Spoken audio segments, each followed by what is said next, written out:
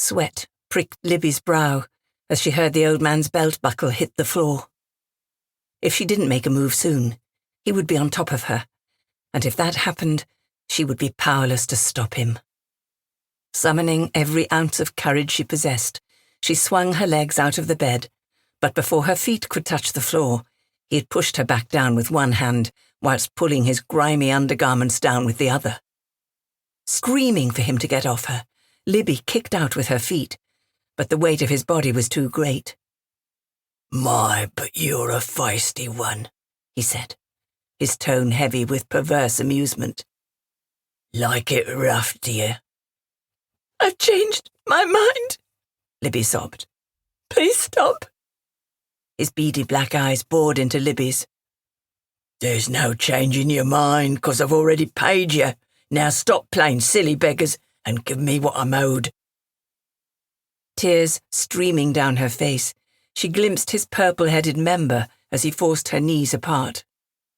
Crying out for Jack to come and save her, she used all the strength she could muster to repeatedly hit out with her fists, but no matter how hard she tried, she failed to make a single connection. Desperate to make her escape, she continued to strike out, only stopping when she became aware of someone speaking in earnest, yet reassuring tones.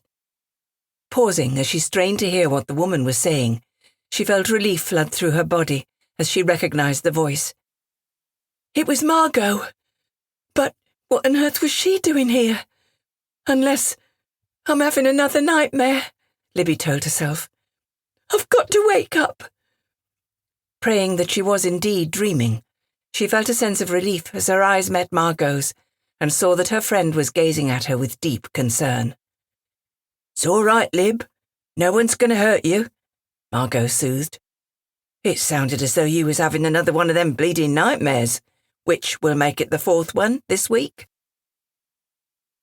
Libby grimaced apologetically, pushing her hair away from her face. It's the same old scenario every time. I can't fight him off for love nor money, and Jack's nowhere to be seen, she mumbled. I feel awful that my nightmares keep disturbing your sleep. Perhaps I should bed down in one of the stables. At least that way one of us would get a decent night's kip.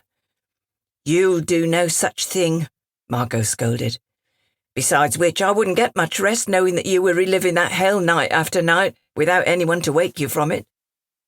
Thanks, Margot. I'm sure I'll grow out of them eventually, although why I'm having them now after all this time is beyond me.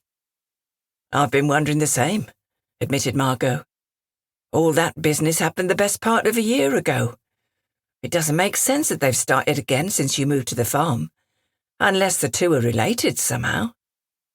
Peering over Margot's shoulder to make sure that Suzy, one of the other girls who was working at Hollybank Farm in return for bed and board, couldn't hear, Libby carried on speaking in hushed tones.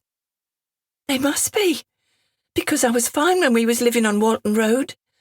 But I can't fathom for the life of me why the move's causing me to have such awful nightmares. It's ever so quiet here come the night time, supposed Margot. Somewhat which we're not used to, being city girls. I reckon all this peace and quiet is allowing your mind to wander, and that's what's giving you nightmares. Libby hugged her knees. I think you might be right, because as soon as me head hits the pillar I start wondering how much sleep we'll get before the siren goes off.